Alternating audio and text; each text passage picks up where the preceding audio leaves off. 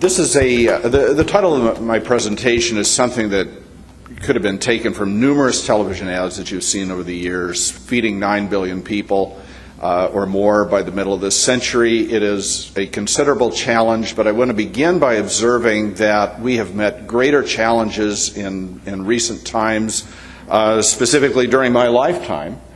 And just to understand this, to appreciate that we can meet the challenge of feeding more than 9 billion people by the middle of this century, let's just consider where we were. Actually, just a couple of years before I was born. So as I tell my class, I was born in 1952. It's an exam question. They have to get that right.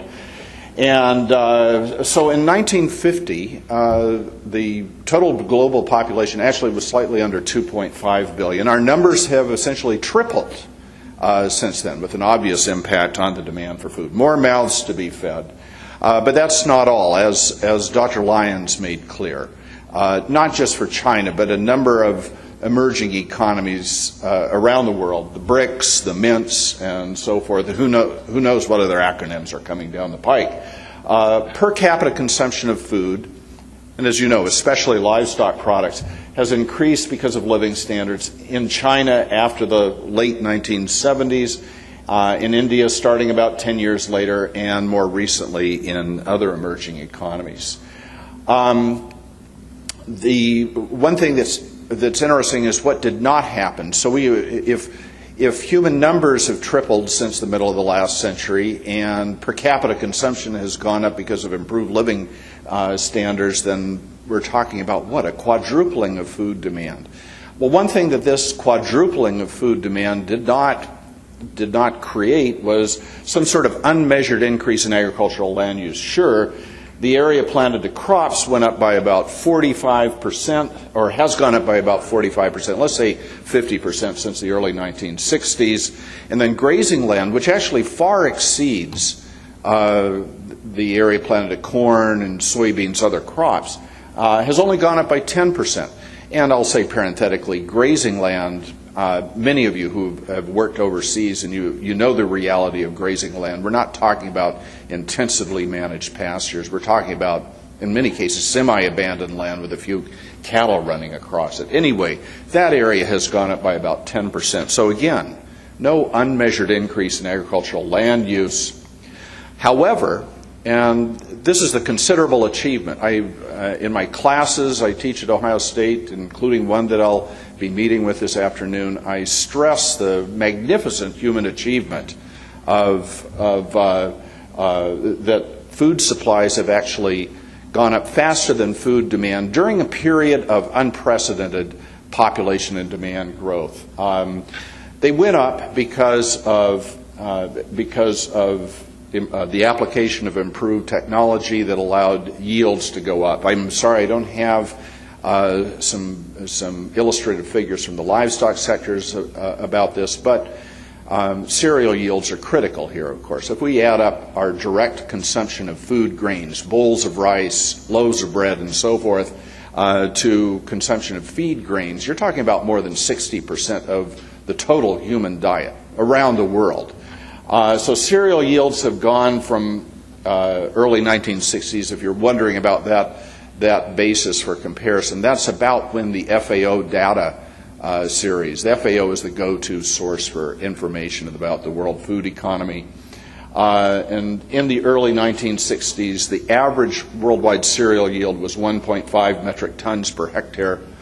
We're in the United States, and so people are saying, well, what does that really mean?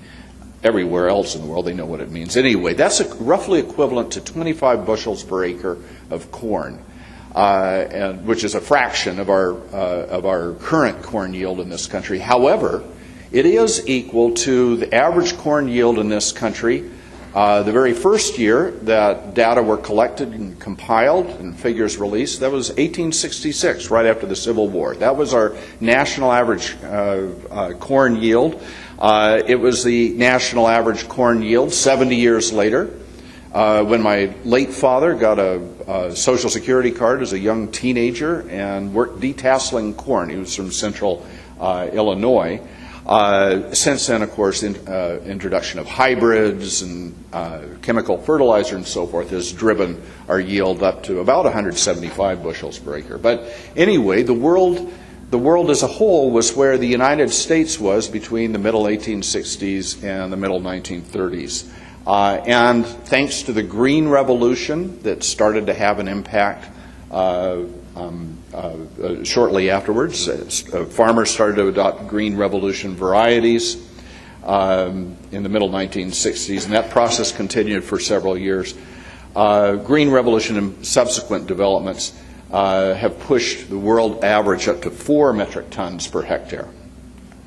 And so food demand, this is the great accomplishment, the great message, and now you won't have to buy my book, is I'm giving you the elevator version of this, of our research.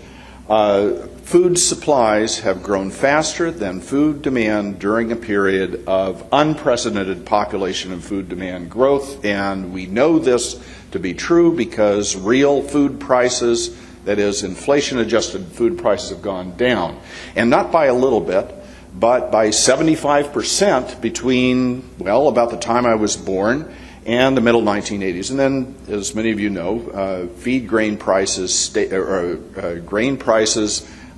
about the same for nearly 20 years and have come up a little bit, but nothing close to what they were in the middle of the 20th century. So just to elaborate this, we've spoken about China. China, let's see, I hope I do this right.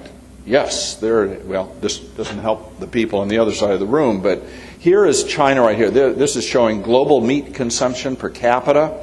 Here's in the light green, that's the world trend. Here's the trend for developing countries. China, we forget, China was an unusually impoverished and hungry place as recently as the 1970s, and then Mao Zedong did the greatest favor perhaps that anybody ever did for his country's well-being, which was that he died. Okay, and so Mao Zedong died, and the Gang of Four, his widow and 3 compatriots, tried to seize control and tried to reinitiate a cultural revolution. They failed. Deng Xiaoping replaced him, and that is really the story of China's development. I might add parenthetically that China's modern development, since Mao did his great favor for the country, was led in large part from the countryside, particularly during the 80s. Then there was a reaction. That's a complicated story, but I was reading a Chinese scholar about his country, and he said entrepreneurship in China traditionally had a rural base. Quite a contrast from Russia, where the rural economy has been a drag on the country, as many of you know.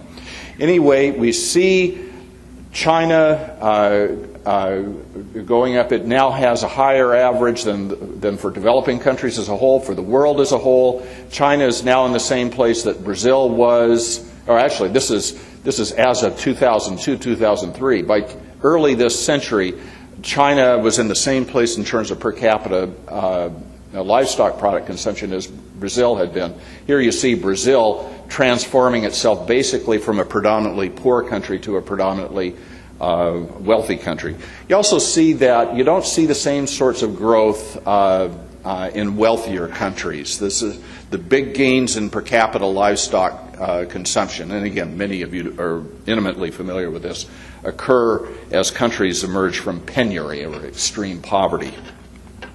So here's the story on cereal yields. Again, United States, mid-1860s and mid-1930s, and then the world.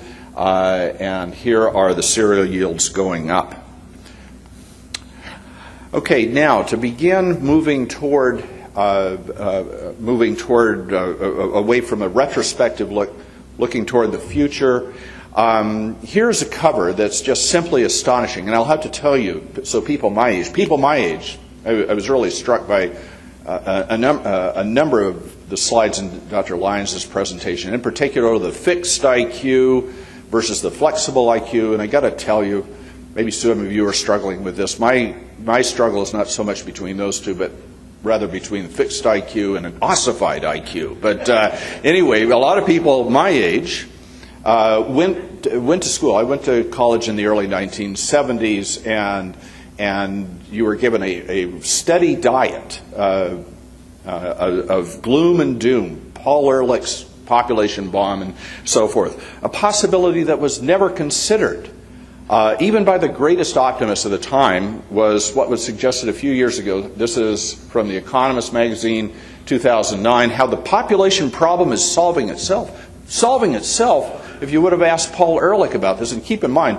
Paul Ehrlich had modest proposals in his best-selling book. By the way, a hint to those of you who are considering writing a book, don't write the book with an even-handed account and say, oh, well, you know, we're going to have this itch here and we'll scratch it and we'll muddle through over here and so forth. That's not how you sell a book. You sell a book by scaring your audience to death. And Paul Ehrlich, I've met him a couple of times. He has a very nice vacation house in the mountains of Colorado. One only wonders what the value of his place near Palo Alto is. But anyway, he recommended things like putting contraceptives in the water supply and making people who wanted to go be parents go down to the post office and apply for exceptions or the antidotes. Excuse me. But in fact, this is the reality. So people with older people, maybe I shouldn't say that, people with ossified IQs are convinced to this day that we are overpopulating ourselves to oblivion. My students, I hope at this point in the semester, it's late in the semester, should know that that's no longer the case.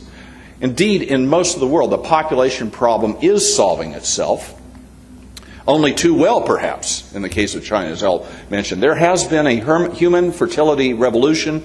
The figure here is the total fertility rate, which is a little bit of an odd rate. This is basically the number of births per woman. Okay, it has declined throughout the world to and even below the replacement level, which is about 2.1 births per woman in many places, and not just in wealthy places. So here are the figures: Eastern Europe and the former Soviet Union. Eastern Europe and the former Soviet Union, this includes places such as Georgia, where the total fertility rate is 1.1 births per woman. So there's the figure for the region as a whole, or this group of countries. That's the lowest in the world now, below even the OECD country rate, the wealthy country rate.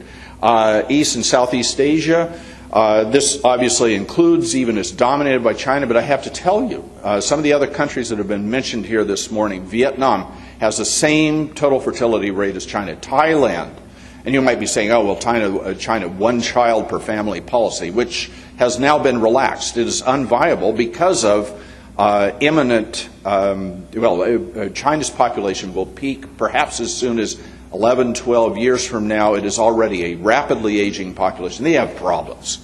We don't have a chance to get into this. South Asia, a desperately poor region still, not as poor as it used to be, dominated by India. But you see here a decline, and you might say to yourself, well, what about all those Catholics in Latin America? My wife is an Ecuadorian Catholic, and so. But look, right at the nearly at the replacement level. Both Mexico and Brazil, the two largest countries in the region, have total fertility rates at the replacement level. The key here is, so if it's not a one-child per family policy, which Ehrlich somewhat regretfully said, well, we have to apply policies like that, or even more draconian policies, perhaps. No, the key here is female economic empowerment. Women who have educational and job opportunities, we won't say exactly equal to men, but generally comparable. These women and their partners choose to have fewer children. It's a hopeful message. Again, it doesn't sell books, but anyway, so the Catholics are not reproducing themselves to oblivion. Neither are the Muslims. Here's the Middle East and North Africa. Iran, a very fascinating study. So nutcases took over the country when I was in graduate school in the late 1970s.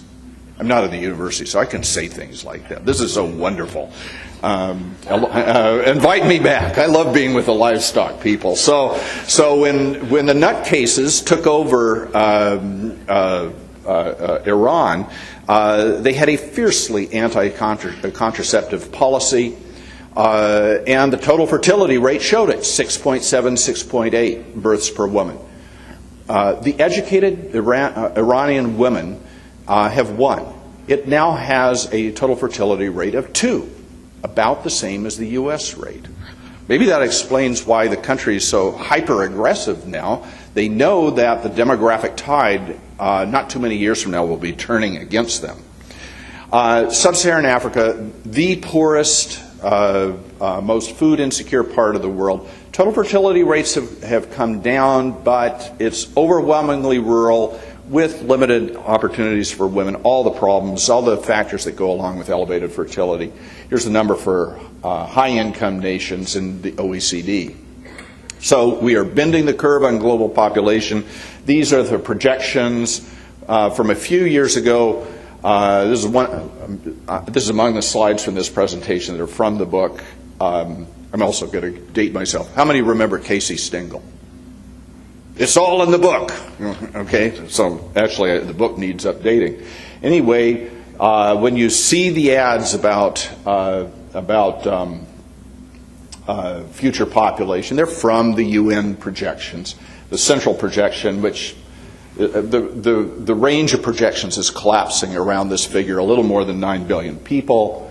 But I think, and I'm going to try to move quickly through this. You know, when an economist says something is going to be short and clear, he or she is lying at least once. You know, but I'm trying.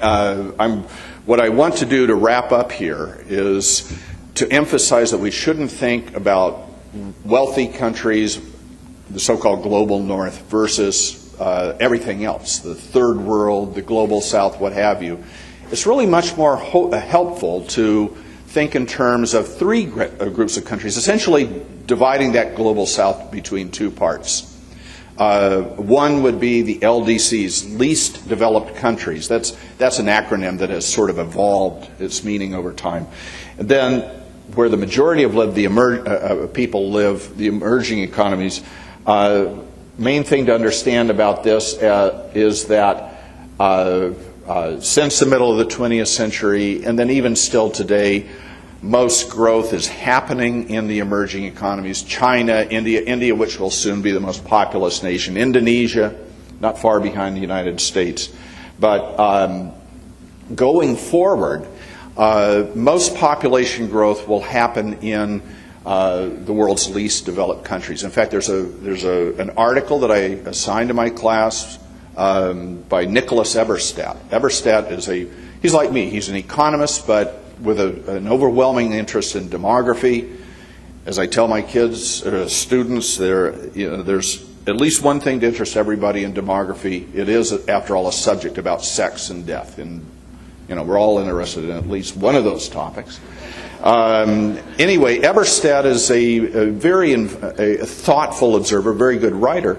And he wrote an article. It was either in Foreign Policy or Foreign Affairs. If you want to write to me about it, I'm at Southgate.1, Southgate just like it sounds, .1, the numeral, at osu.edu. 2010 article in which he pointed out that half of the growth in the world's working age population between 2010 and 2030, and there was a very narrow confidence interval in this projection, half of that increase will be in Sub-Saharan Africa, India, and Pakistan. So that's a reflection of how population growth, the remaining population growth that we're going to experience in the world this century, will be in the world's poorest places.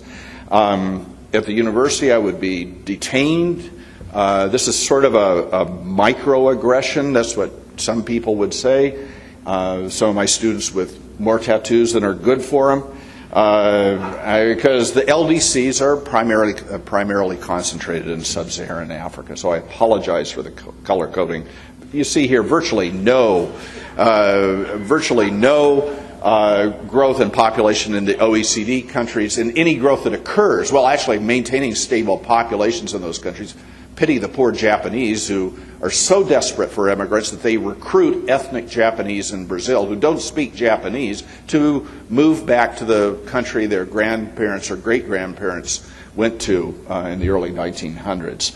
We're a little more fortunate, and my wife's an immigrant, and that said, I sympathize with people who are concerned about the impacts of low-skilled immigration into this country. But that's something I'm really not going to talk about here with you this morning.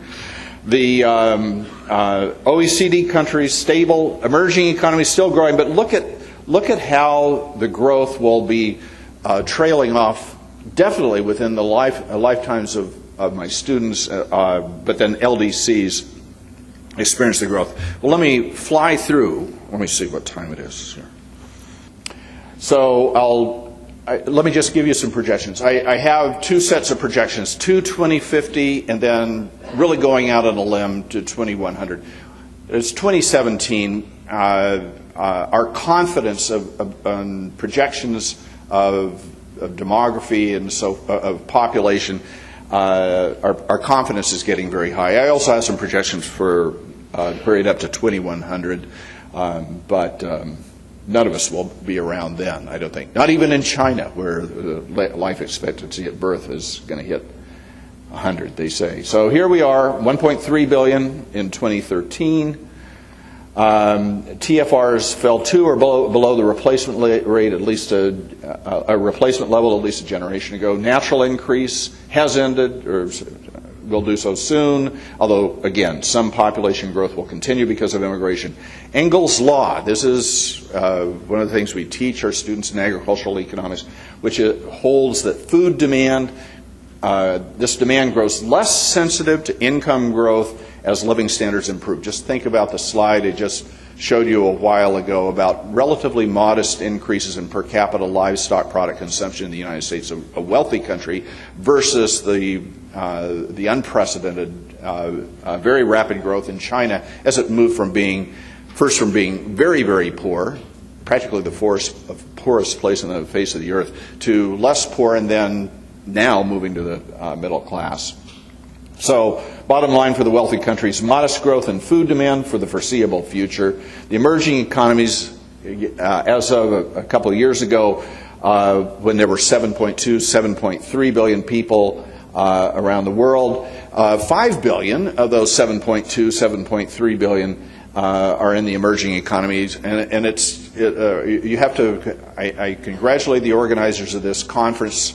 Fair to say 10 years ago, discussions of trade would have focused on Europe. Europe is not growing. The action is in the emerging economies, as we all appreciate. So again, these are countries that look, in terms of demography, that look like developed countries, the global north, 2.4 births per woman.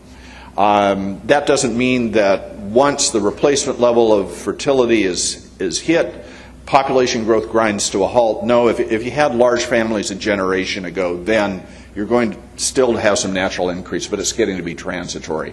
The interesting thing is that China, up until a few years ago, the projection was that China's population would peak by 2030. Now they're starting to say 2028. And a country in which population growth is slowing or even reversing, as it will in China after 2030 or thereabouts, is by definition a country that's aging. China, among the many problems that it has, will soon have a demographic profile like Japan. And here's a scary one. This is, okay, no. In Japan, adult diapers, and some of my students don't know what adult diapers are, and I tell them to Google it. Adult diapers outsell baby diapers. So this is a country that is going through a demographic collapse. Old people, people 65 and older comprise about 30% of the population. China's going to be there soon. Yes, the middle class is growing, but it is still a much poorer country. China will not, as Japan did, grow wealthy first and then old. It's going to be a huge problem. And it will be followed by other countries, Thailand, Vietnam, Iran, Brazil, and so forth. Consistent with Engel's law, we still have growth. Most growth in food demand in this emerging group of economies is due to improved living standards. But again, that's going to trail off because of Engel's law. Nobody much worries about the ability of these countries to feed themselves. There are LDC-type pockets in northern India and so forth. But these are countries that can easily feed themselves if for nothing else than exporting non-agricultural goods. The problems are in least developed countries that will probably experience a tripling in population this century. So going beyond 2050, the total fertility rate is 4.5 births per woman. Living standards, this is a place, yes, there have been encouraging periods in Africa, but the bad news is, as Paul Collier, an economist at Oxford University, has documented, he wrote a book called The Bottom Billion, and he said, look, these are countries that have a tough time sustaining the sort of rapid growth that China, for example, has experienced. This is where the food security problems are concentrated. No time for the 2100 projections, but I do want to get to this. They're my conclusions. A magnificent achievement. Food supply is growing faster than food demand. We will never see comparable population and food demand increases again. Food security problems are in the poor countries, LDCs, and there it is. It's a great cover, at least. Still not selling that nearly as many copies as Population Bomb by Paul Ehrlich, though.